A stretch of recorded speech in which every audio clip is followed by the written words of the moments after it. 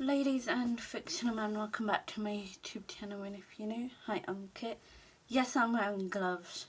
It's freezing. I'm literally wearing a jumper, thermal leggings and gloves because I'm freezing cold.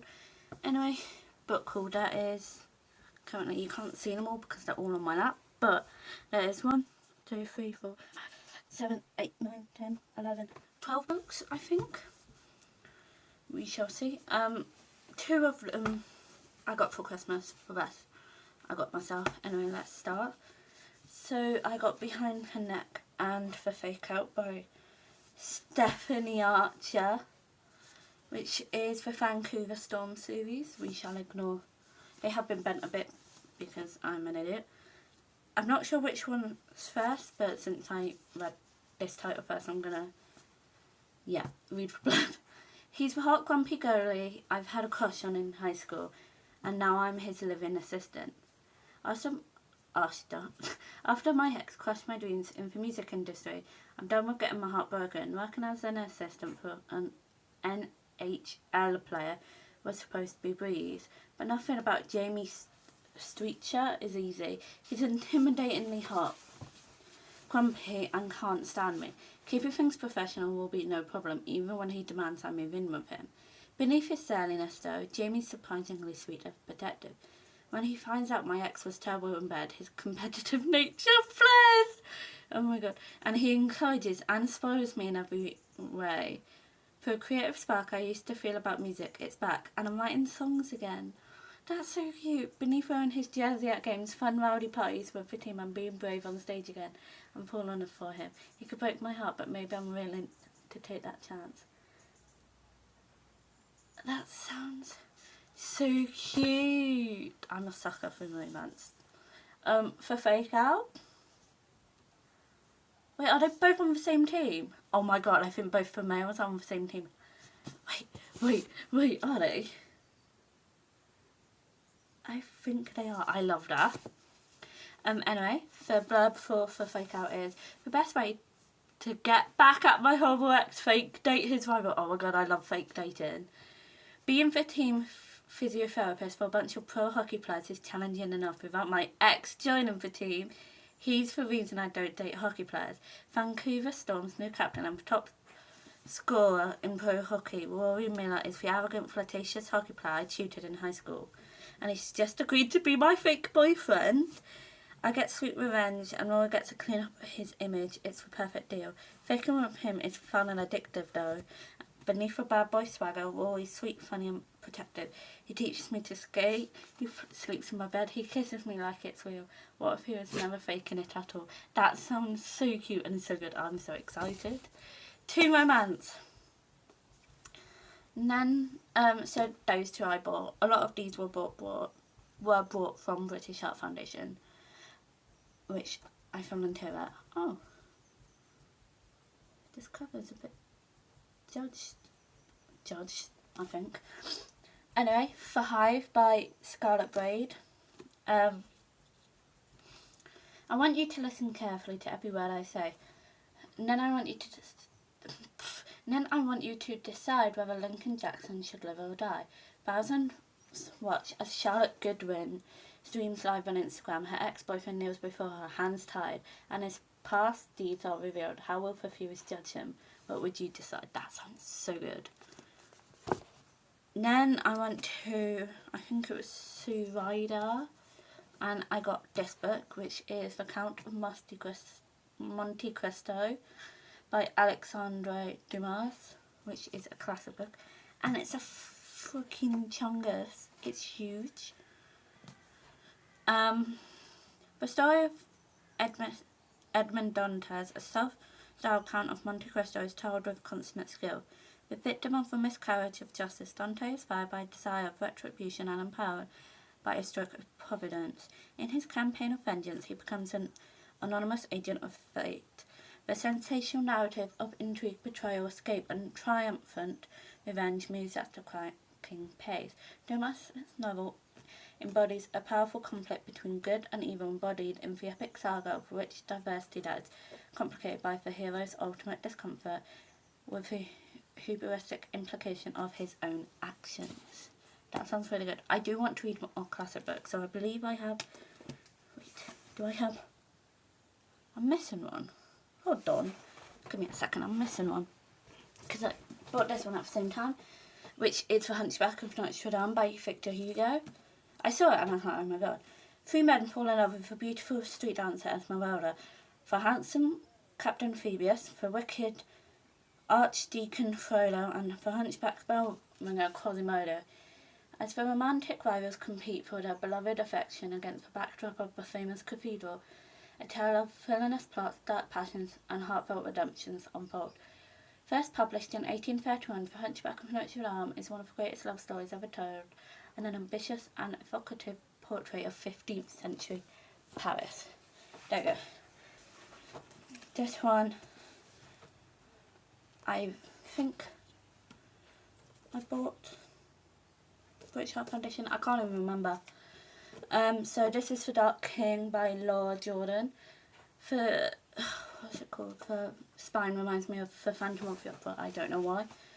Anyway, the blurb. As the daughter of an undertaker, Rosalie Buford has always been fascinated by death, but has never given much thought to how she would die.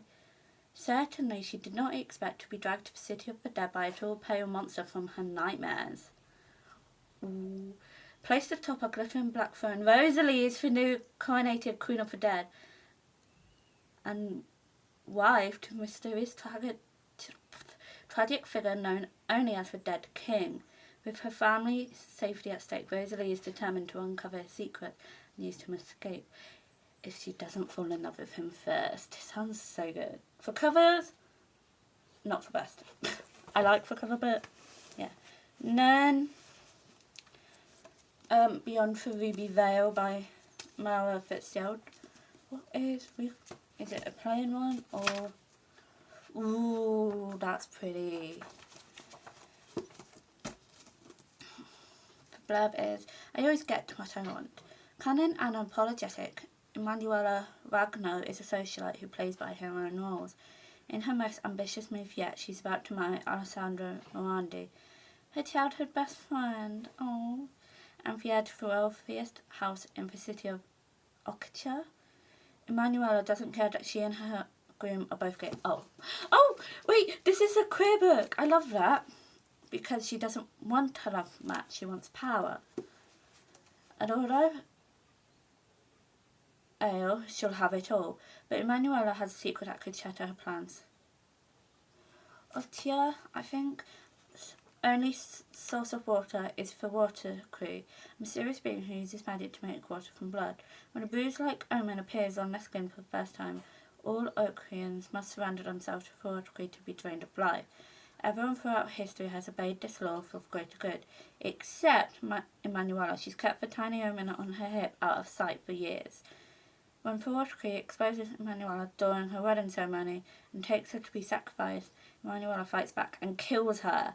Before everyone in Okria dies of thirst, Emanuela and Ale must travel through the mysterious blood-red trail that surrounds their city to uncover the source of the water crew's power and save their people, no matter what it takes. Wholly original and wickedly smart, this fantasy from debut author Mara Fitzgerald will immerse readers in a thrilling world of bloody brilliant magic.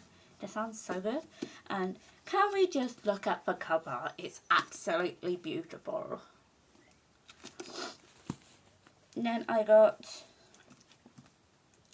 The End of Mr. Y by Scarlett Thomas. And I need to sneeze. I don't think it's coming.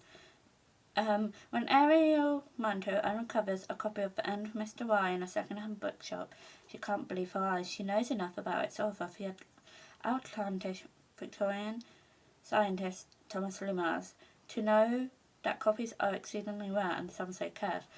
With Mr. Y under her arm, Ariel finds herself thrust into a thrilling adventure of love, sex, death, and time travel. This sounds good. I'm a bit worried because it is time travel and that's sci-fi, and I don't like sci-fi. Then this one I got for Christmas from my dad, which is the Twisted Tales anthologies featuring 8 new what-ifs twists by Liz Braswell, Jen Calanita, M.K. England, Elizabeth Lim, I'm really excited for that one, and Farah Sean, which wrote the Princess and the Frog one. All Pixar.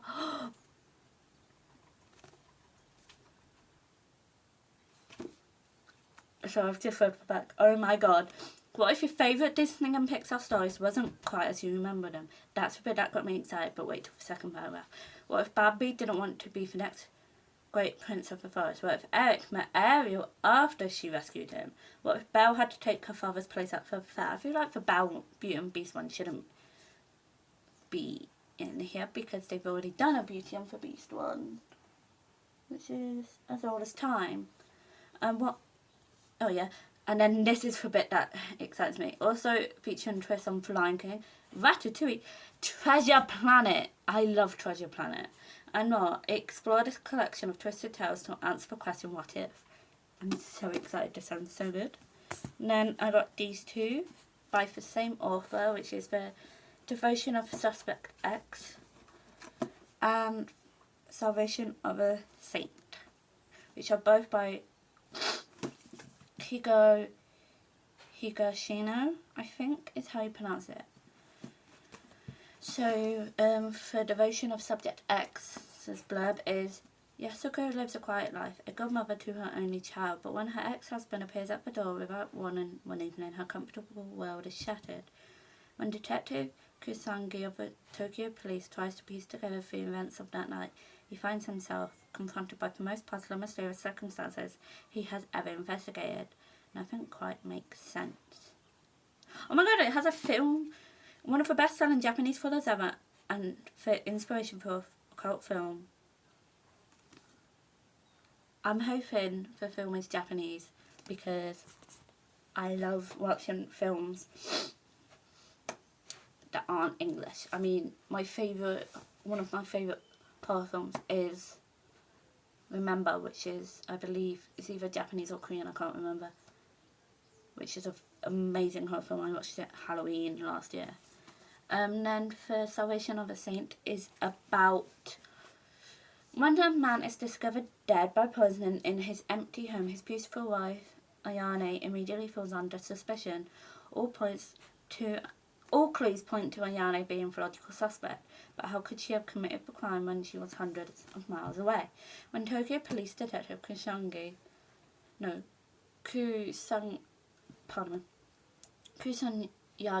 tries to unpick a seemingly unrelated sequence of events, he finds himself falling for Ayane. As his judgment becomes dangerously clouded, his assistant must call on an old friend to help. It will take a genius to unravel the most spectacular web of deceit they have ever faced. This sounds amazing. I'm so excited. And actually, I think I have a small collection of books by Japanese authors. And then my dad also got me this, which is a complete collection of Edgar Allan Poe, which I'm so excited for, which obviously includes The Crow. I will give you, and it has like drawings inside. Let me give you, I just want a picture. Okay, there we go. I'm actually so excited because I've not always, for a while I've wanted to read Edgar Allan Poe. There you go, there's a picture. That's actually amazing. I love that. Oh, boobs. But yeah, now I get his complete collection. And then my last one is, oh wait, okay, so it has a weird blurb and it says, once upon a midnight dreary, while I pondered weak and weary over many a quaint and curious volume of forgotten lore, while I nodded, nearly napping, suddenly there came a tapping, as someone gently rapping at my chamber. This some visitor, I muttered, tapping at my chamber. Okay. Only and nothing more. All distinctly I remember, it was in the bleak December, and each separate dying ember, Jesus, how this is, wrought its ghost upon the floor. Eagerly I wished for morrow. Vainly I had sought to tomorrow. Is that increase or increase of sorrow? Sorrow for the lost, the poor, for the rare and radiant maiden, whom for angels name Lenore, nameless here forevermore. There you go, that's for that. So if you, I had to keep on turning it like that to read it. And then for next one I got was Ghost Stories, and if you know me, you know I love horror. I'm not sure, can you see it? Yep. I have Pennywise there, and then that thing there is a Pennywise monkey. And then it's quite hefty. I'll read for like blurb and then like things back. The dead linger in a world before passing over, tormenting those who disturb their rest. From startling visions to dreadful phantoms, these supernatural beings are a warning of what might be to come for all of us. This collection features tales from the genre's greatest writers, including Edward Frederick Benson, Montague Rose James, Sheridan Le Fanu, and Guy de Maupassant. Sure to both terrify and entertain, these classic ghost stories will send a chill down every spine. And then for inside blurbers, from ancient storytelling traditions to Victorian Christmas scares, ghost stories have long been an essential part of our culture. These stories provide an unsettling reminder of a world where these things are beyond our understanding and terror cannot be contained. Writers such as Charles Dickens, Ambrose Bierce, and Sheridan Le Fanu pioneered the genre, while Montague Rhodes James, a medieval scholar at Cambridge, and Edward Frederick Benson, a part-time archaeologist, mastered the art of suspense during the early 20th century. Spooky cathedrals, ancient castles, and isolated beaches became the hunting places of terrifying spectres. But some authors, such as Mary Eleanor Wilkins Freeman, used ghost stories to examine the society around them, while Ralph Adams Cram combined his architectural expertise with Gothic aesthetics to provide insanely realised backgrounds for his eerie tales. Each story in this collection has its own unique approach, but each one demonstrates a mastery of suspense from the author's extraordinary imagination. And then this is like the open pages, it's just a red forest, and then okay, for hardcovers, the same as for that. I'm excited to read I'm excited to read all of these. I hope you guys enjoyed this video. Welcome to 2025, and I shall see you in my next one.